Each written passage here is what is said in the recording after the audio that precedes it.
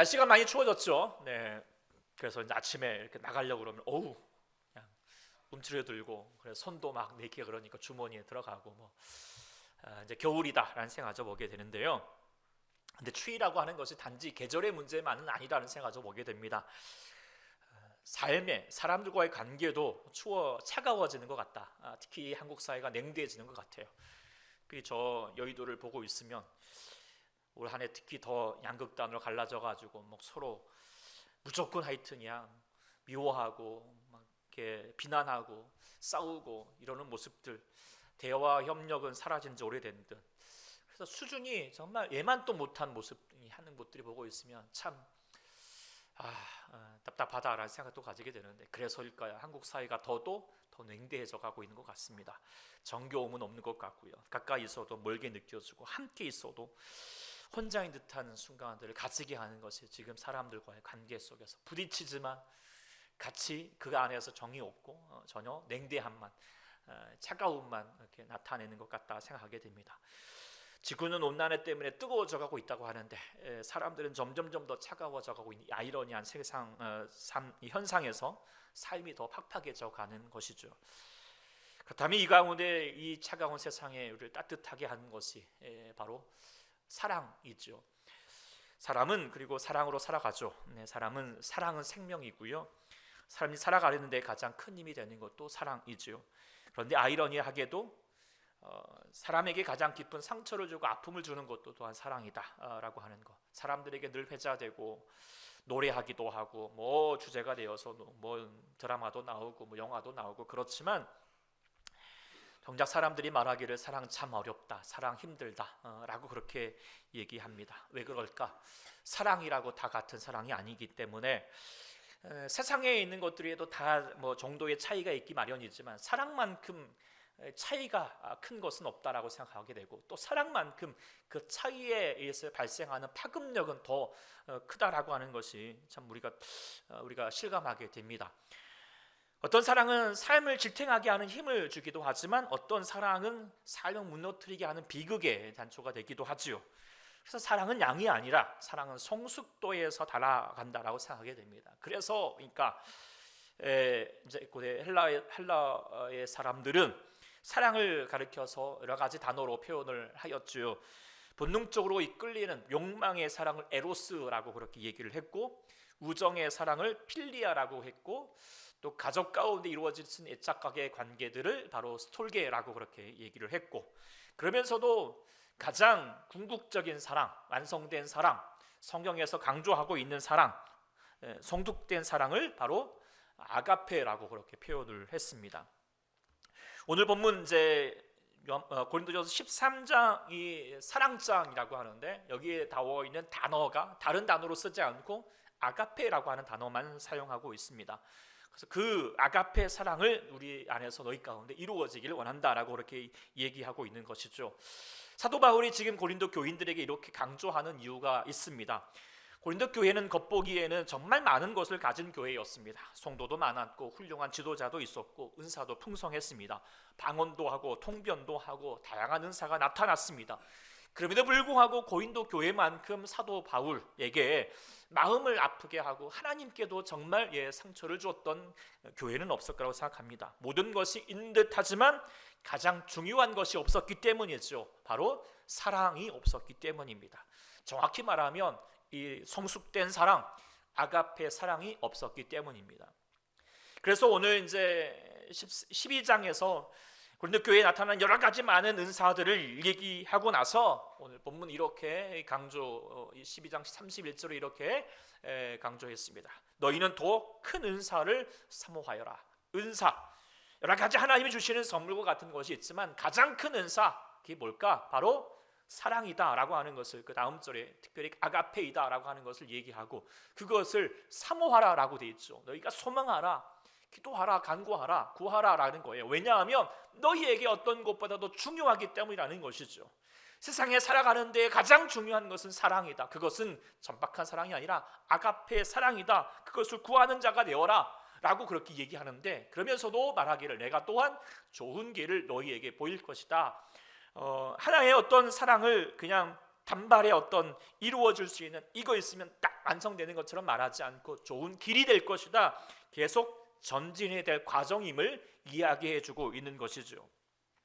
그러니까 이제 전에 말씀드렸지만 에릭 프롬의 사랑의 기술이라고 하는 책에서 일부러 사랑을 기술이라고 얘기를 했죠. 하나의 감정이라고 말하는 것이 아니라 배워야 할 기술이고 훈련이라는 것입니다.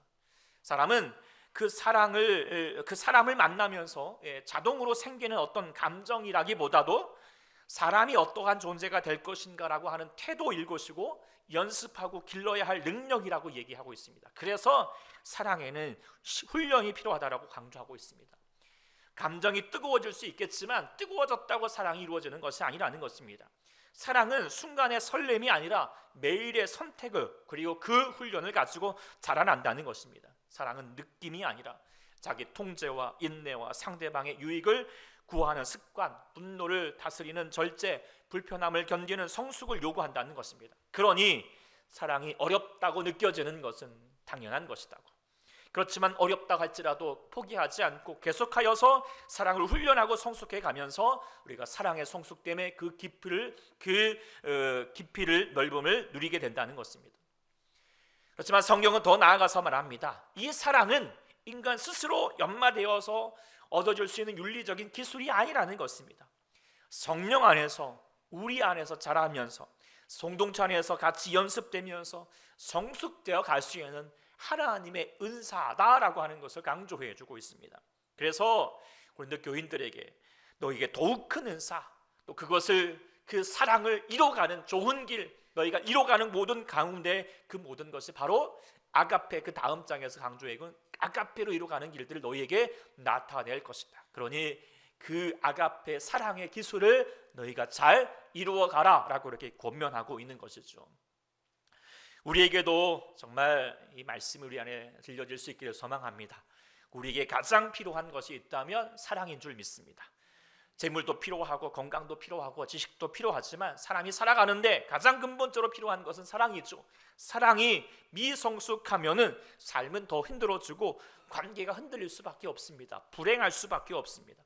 그러므로 우리는 사랑이 성숙해야 됩니다. 사랑이 자라나야 합니다. 또 온전한 사랑을 꿈꿔야 됩니다.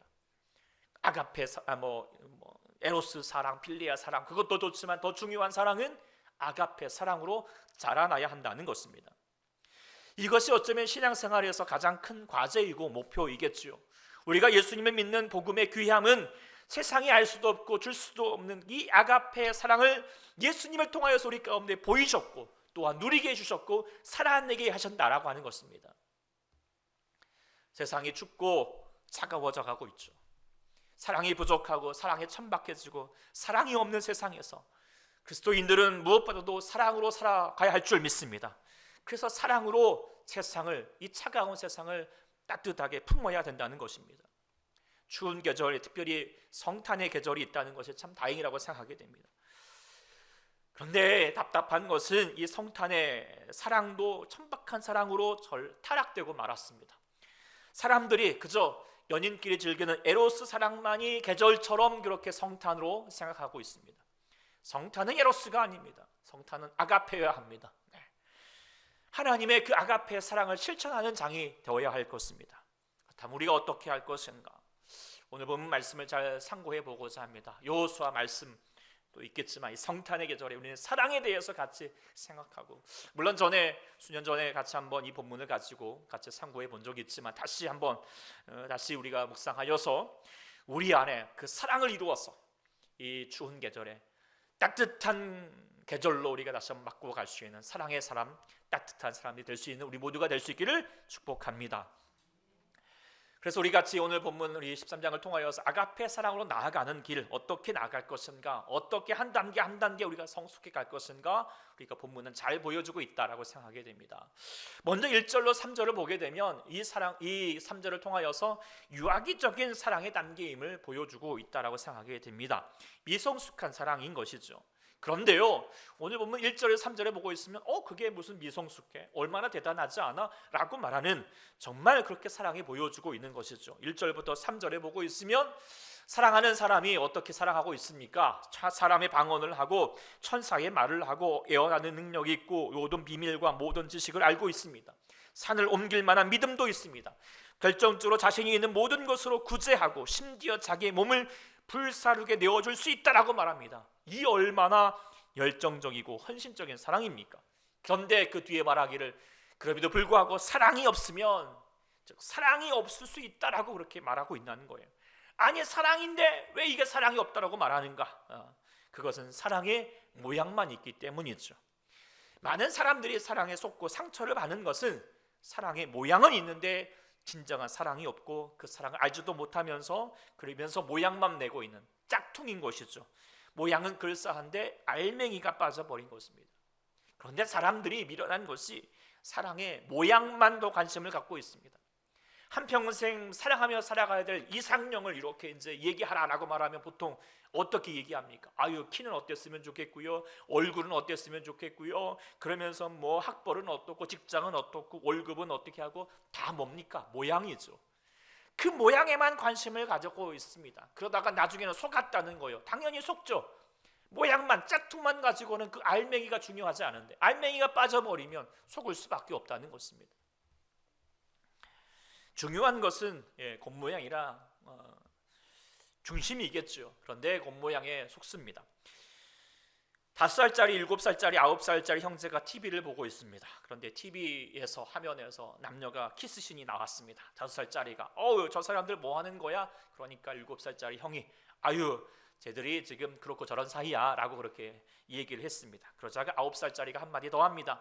아이고 그런데 좀 영 서툴다 라고 그렇게 얘기하는 거예요. 이게 요즘 아이들의 현상이라고 생각하게 됩니다. 사랑의 진정성보다도 모양만 압니다. 이 세상의 어른들이 모양의 사랑의 진정한 의미보다도 사랑의 행위에만 관심을 갖도록 하기 때문이죠. 그래서 아이들이 또 아니 세상이 사람들이 그 미성숙한 왜곡된 사랑에 병들어가고 있는 것 아닐까요? 고린도 지금 이 전서가 나타나는 고린도 지방도 마찬가지였습니다. 심각한 성적으로 타락의 도시였습니다. 오죽하면 고린도스럽다라고 하는 말이 당시에는 아유 음란하다라고 하는 말로 통용될 정도였습니다. 그런 것들이 문제는 교회 안에도 버젓이 행해져가고 있다는 거예요. 간음하고 음란과 동성애, 근친, 산갓이 그대로 행해지고 있었습니다. 그러면서도 교인들은 예배 드리는 척하고 있고 말씀의 지식을 가지고 경건의 모양만 잔뜩 취하고 있습니다. 그러면서 나는 사랑을 향하는 자다라고 그렇게 착각하고 있는 것이죠. 하나님을 만홀히 여기는 것이고 사랑의 하나님을 업신 여기는 것이죠. 타락이고 죄악입니다. 이것은 전혀 사랑이 아닙니다. 아무것도 아니라고 얘기했습니다. nothing이라고, 아무것도 아니라고. 이 사랑은요 위장된 사랑이고 하나님은 또 절대 속지 않고 너희들도 속지 않아야 된다라고 그렇게 얘기하고 있습니다. 사랑은 중심에서부터 이루어져야 된다라고 하는 것을 강조하고 있고요. 또한 유아기적인 사랑은 또 뭐냐? 철저히 자기 중심입니다. 이기적인 것이죠. 오늘 본문도 이야기하기를 사랑의 행위를 할 때 철저히 그 주어가 내가입니다. 내가 내 중심이고 내게 유익이 될 때, 내가 하고 싶을 때 자기 기분에 따라서 하는 거, 그것을 사랑이라고 얘기하는 거, 그것은 유아기적인 미성숙한 사랑인 것이죠. 상대방을 고려하지 않습니다. 내가 원하는 거, 내가 유익이 될 때, 내가 원할 때라고 하는 것입니다. 그것은요 상대방에게도 아무 유익이 없지만 오늘 본문은 강조하고 있어요. 그것은 자신에게도 아무런 유익이 되지 못한다. 그 사랑이 내 안에서 이루어지지 못한다라고 하는 것을 강조하고 있고요. 또한 그 모든 것도 하나님 앞에서 인정받지 못한다라고 하는 거예요. 그 일리를 잘 보여주고 있는 것이 요나입니다. 요나는 선지자입니다. 하나님 말씀, 하나님의 음성을 들을 수 있도록 경건의 대가이기도 합니다. 열정도 있습니다. 열정이 없었으면 다시스로도 가지 않았을 거예요. 그냥 아유 몰라요. 그냥 나태해졌을 거예요. 열정도 있고 헌신도 있지요. 사람들이 풍랑 가운데 빠져드니까 아유 나를 던져서라도 너희가 살았으면 좋겠다라고 헌신도 가졌어요. 그런데 그 모든 것이 다 있는 것 같지만 한 가지가 빠졌어요. 멸망하는 니느웨 사람들을 향하여서 구원의 복음을 전하고자 하는 마음이 1도 없습니다. 국률도 없습니다. 그저 하나님에 이끌려가지고 지금 이 느네에 왔지만 그저 하고 싶은 마음의 중심은 없으니까 그저 건성건성 말만 전하고 있습니다. 모양은 있는데 그의 사랑이 없어요. 그러면서 유일하게 그렇지만 사랑했던 게 있었습니다. 바로 박넝쿨이었습니다. 뜨거운 태양볕에 자기를 잠시라도 그늘이 제공해줬던 강농쿨이 있었던 거예요. 그런데 그 강농쿨이 갑자기 벌레가 먹어가지고 시들어 버리니까 하나님께 원망을 했어요. 썽을 냈어요. 시기를 했죠. 왜요? 그만 그 박농쿨을 사랑했다는 것이겠죠. 그때 요나에게 하셨던 말씀이 무엇입니까? 야, 네가 지금 하룻밤에 네가 수고도 안 했고 재배도 안 했고 하룻밤에 나타 하룻밤에 말라버리는 이 박농쿨을 아꼈지 않느냐? 네가 지금 사랑했지 않느냐? 왜 사랑했습니까? 나를 위해서, 나의 유익을 위해서. 그런데 이 큰 성읍 누니에 정말 죽어가는 영혼들이 12만 명이나 있는데 그 영혼들에 대해서 관심도 없느냐? 그러면서도 네가 하나님의 손이지 않느냐? 그러면서도 네가 사랑이라고 말할 수 있겠느냐라고 한탄하고 계시는 것이죠. 너는 결국 요나 나밖에 없다라고 말하는 그런 하나님의 질타를 받을 수밖에 없는 선지자임을 얘기하고 있는 것이죠. 우리에게도 이런 모습들이 얼마나 많습니까? 신앙의 삶을 살고 경건의 모양을 취하면서도 철저히 그 목적과 동기가 이기적입니다. 세상 사람들보다 더 할 때가 많죠. 정말 자신의 축복만을 구합니다. 그러면서 기도도 이기적인 욕망을 더 강화시킬 수밖에 없는 거예요. 그러면서 자기 아니면은 자기 가족들 이렇게 잘 되게 해달라고 주시옵소서라고 하면서 절대 소윤해 볼 줄 모르고 양보할 줄 모르고 배려할 줄 모르고 이런 분들이요 은근히 많더라고요. 욕심 덩어리. 이런 신앙은요 아무리 오래 믿어도 미숙한 신앙입니다. 천박한죠. 그런 믿음, 그런 예배, 그런 헌신 하나님께는요 너희 아무것도 아니다고. 아니야만 못할 것입니다. 하나님의 이름을 욕되게 할 것입니다. 고린도 교회 성도들도 그랬습니다. 우리들도 그렇지 않으라고 장담할 수가 없을 것입니다. 한번 여러분들 기도하는 제목들 우리 생각해 보십시오. 이 시간에 여러분들 예배하는 목적이 무엇입니까? 혹시 내 중심입니까? 하나님 중심입니까? 다른 사람의 유익을 구하십니까? 아니면 나의 유익만을 구하고 있습니까? 부디 우리가 예수님을 믿는 우리라면 그 사랑의 성숙도가 더 높아져서 유아기 같은 사랑이 없으면서도 사랑이 있는 척하고 있고 사는 모양만 내고 있는 거짓된 사랑이 아니라 나만을 생각하는 이기적인 사랑을 버릴 수 있어서 더 성숙하고 나갈 수 있는 우리 모두가 될 수 있기를 간절히 소망합니다. 그리고 이제 4절부터 보게 되면 이제는 한 단계 더 나아가면서 윤영기적인 사랑의 단계임을 이야기하게 됩니다. 어릴 적에는 철부지일 때는 아기 때에는 자기밖에 모르죠. 그렇지만 이제 점점 자라면서 사람들과의 관계 속에서 나가게 됩니다. 그런데 그때 사람들과 관계 속에서 행할 때마다 하게 되는 말들이 야 그렇게 하면 안 돼, 그렇게 하지 마 라고 하는 말들을 많이 하게 되죠. 오늘 4절부터 6절도 더 마찬가지입니다. 오래 참고 온유하고 시기하지 않는다, 강하지 않아, 고만하지 마, 무리에 행하지 마, 자기 유익을 구하지 마, 성내지 마, 악한 걸 생각하지 마, 하지 말라라고 하는 말씀들을 전해주고 있는 거죠. 뭐예요? 자기가 원하는 것, 자기가 바라는 것, 자기 욕심, 자기 유익, 자기가 하고 싶은 거 조금씩 내려놓으라는 거예요. 내려놓으면서 사랑이 성숙해져 간다라고 하는 것입니다. 그런데 그 하지 않은 거, 그 하지 않는 거, 그거 포기하는 거, 그것을 한마디로 말하면 뭘까요? 바로 7절이죠. 7절 말씀 한번 읽어보겠습니다. 시작.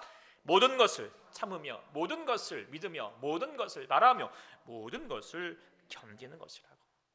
사랑의 성숙도에 있어서 가장 중요한 것은 뭐냐? 바로 참고 인내하는 것이다 라고 하는 것이 이야기하고 있습니다. 그런데 참 쉽지가 않죠. 견디고 기다려가는 거, 인내가는 거, 쉽지 않습니다. 그러나 이 오래 참음의 시간만큼 사랑은 자라난다는 거예요. 성숙해가는 것입니다. 사랑의 성숙도의 척도가 바로 이 참음, 오래 참는 것이다. 얼마나 참아내고 있는가라고 하는 것을 나타낼 수가 있는 것이죠. 이 참음이라는 것은 상대방의 잘못이나 허물을 덮어주는 것, 그러면서 용서하는 것, 이것이 또한 참음일 것입니다. 그런데요, 우리가 참아내지 못합니다. 왜 그렇습니까? 나는 옳고 너는 틀렸다라고 하는 생각이 마음 가운데 있기 때문이죠. 고린도 교회도 마찬가지였습니다. 자기들이 옳다 그러면 상대방을 비난하면서 서로 당을 세웠습니다. 나는 바울파다, 너는 게바파다, 아볼로파다 그러면서 서로 비방하고 내가 옳다, 너희는 틀렸다라고 하면서 서로 분열하고 갈라섰습니다. 그러면서 자랑하고 교만하고 무례히 행합니다. 그 모든 것이 결국 악한 것을 생각하고 불의한 것임을 이야기해주고 있습니다. 악인 것입니다.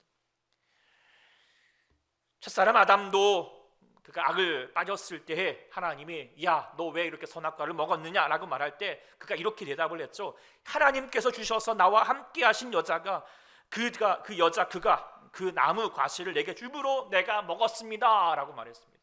결국 뭡니까? 나는 옳았는데 제가 틀렸다는 것입니다. 제가 잘못됐다는 거예요. 그것이 결국 악이고 불의였습니다. 교만이었습니다. 우리도 얼마나 이런 악을 범할 때가 있습니까? 어느 남편이 이제 아내와 대화를 하는데 어려움을 느낍니다. 뭐 말을 해도 아내가 대답을 안 하는 것입니다. 그리고 엉뚱한 대답을 한다는 거예요.